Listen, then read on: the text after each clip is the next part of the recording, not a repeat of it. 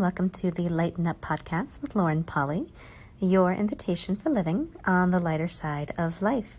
I'm Lauren Polly, and I am delighted you've chosen to join me today for episode 159, Out Creating Gossip.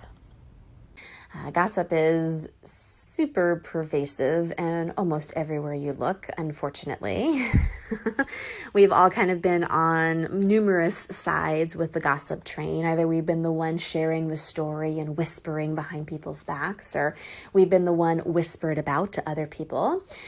We may also have been on like the flip side of both of that, where you hear the whispers, you're in a conversation with people and they start gossiping.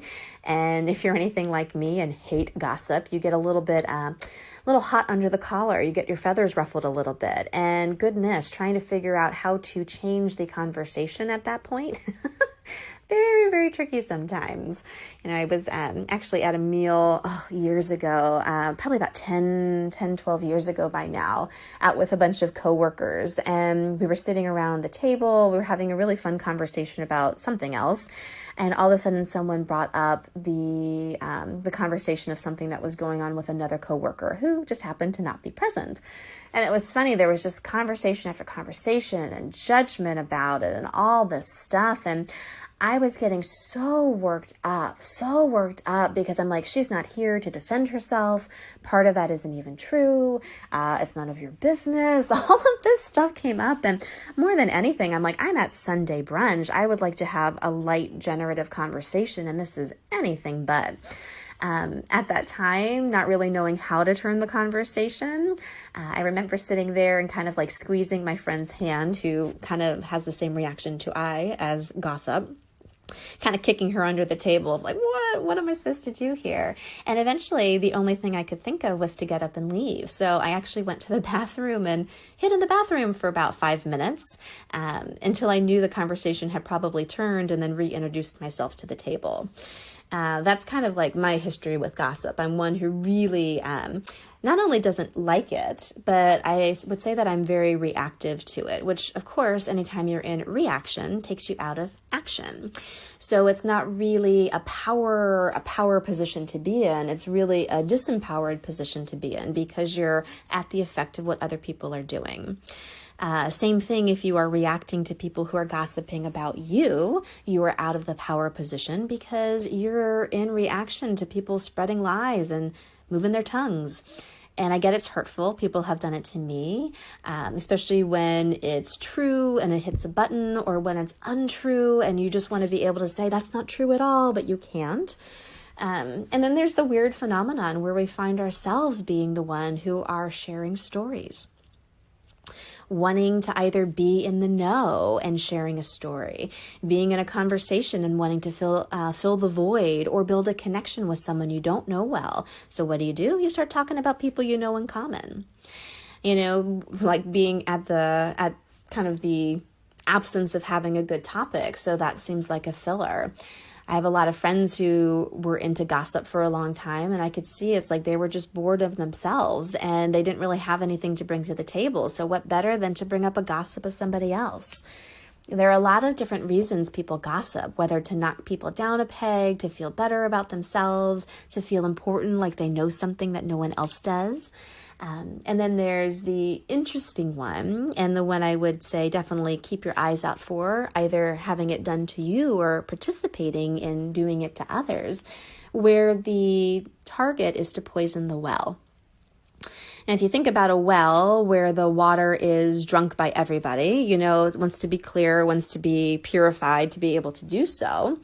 What poisoning the well is someone just taking one drop is all it takes, just insidiously putting it into that well. And before you know it, that whole water supply is tainted. So when you're talking to somebody and someone starts gossiping about someone else, not knowing them well, not knowing fact versus fiction, even just having someone else's kind of hot point of view put in your face, how often does the well get poisoned against that person? And I've noticed this with myself, and it's fascinating to look at where this well was poisoned, and before you know it, you may not pull away from that person, but you got your eyes on them. You know what I mean? You've got that story at play in the back of your space somewhere. And before you know it, there's a divide. There's a separator that wasn't there before. There is a definition of a person where before that wasn't there. You know, what would the world be like if gossip actually wasn't a prevalent conversation topic, and the need to really carry stories and definitions about people forward for here on into eternity wasn't needed? One of my favorite energies when I meet someone that I haven't seen in a while, or quite frankly, even my friends that I see like once a week, being able to kind of meet them with fresh eyes, like a stranger, like, hey, who are you today? Being able to come in with fresh eyes without having a story that you've heard or made up, or even stories that were true in the past, but not carrying them forward, is such a kindness because it allows people the space to change. And it's not that you're expecting them to change, because sometimes I won't see someone for 2 years and I have fresh eyes of like, wow, who are you now?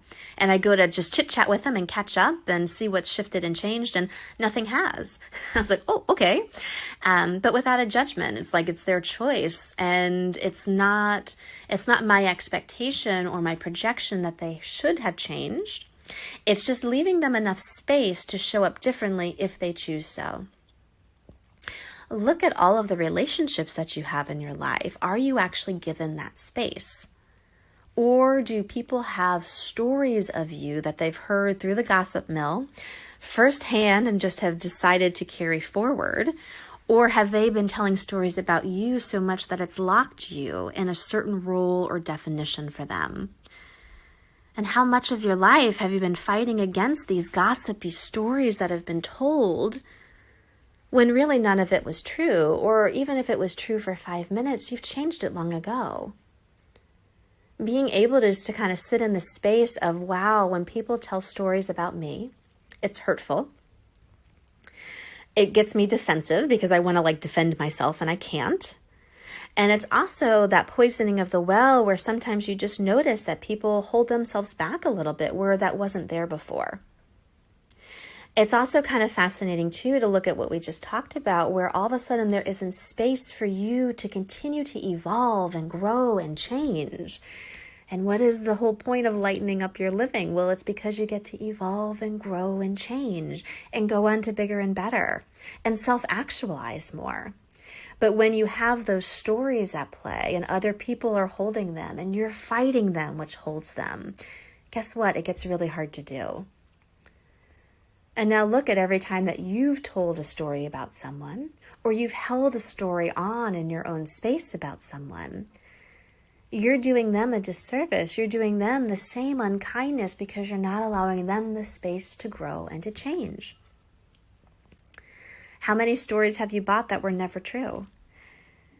How many stories have you bought that were true for 5 seconds, but the person changed it and you're still holding it against them? It's a very interesting, kind of fine tightrope line to walk where you don't want to turn a blind eye to people. It's not about having blind faith and kind of going like, yes, they were mean to me once, but oh, I'm sure they're wonderful, so don't even look at it. It's not that.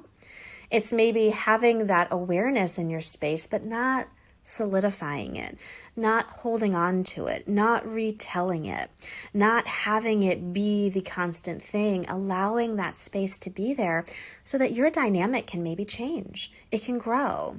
And sometimes that changing dynamic is a deepening and more of a beautiful communion and connection with them. Fresh eyes, fresh people moving forward.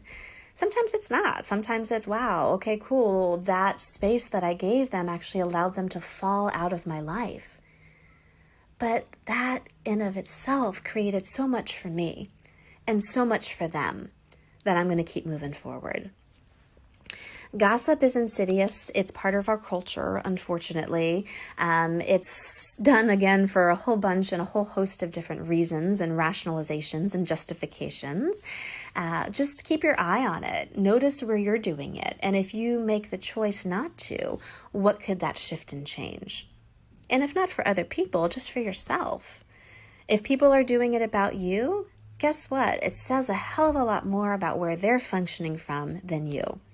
If they have nothing better to talk about than you must be doing pretty good. If they're saying things that are hitting buttons for you, Well, perhaps maybe look at those things and go, okay, I'm reacting here. I've got a button that's getting pushed. I wonder, why would I have a button?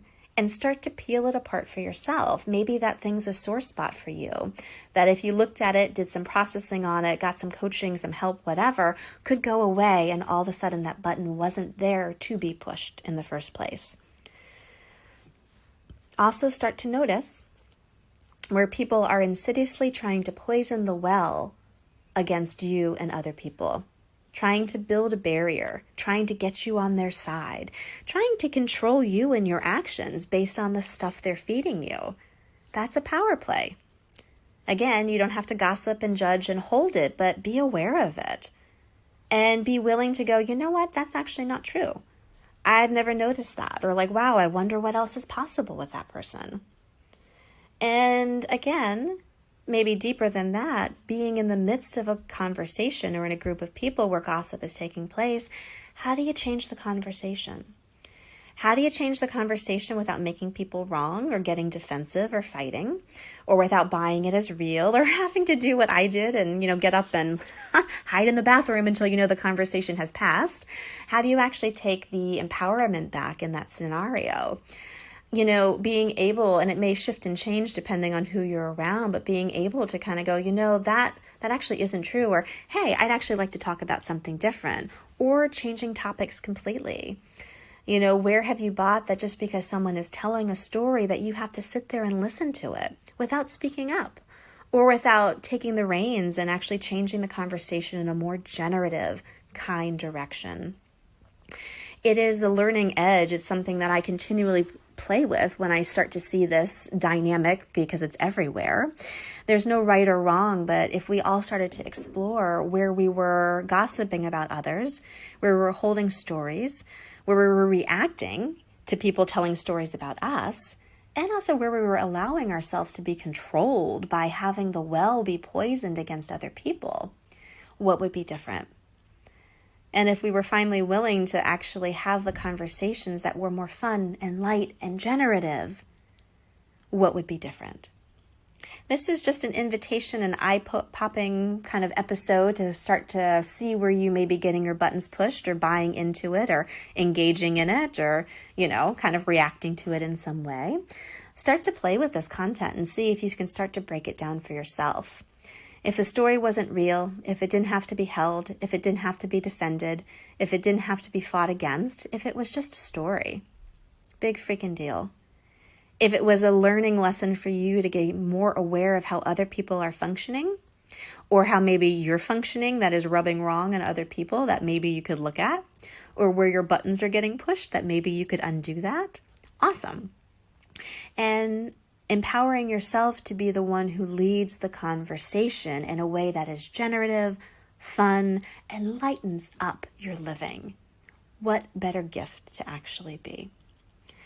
You can always find me at laurenpolly.com for feedback on this episode and what you notice is changing and shifting for you, or on requests for future topics. Have an amazing, amazing week. And as always, I will chat with you next Tuesday.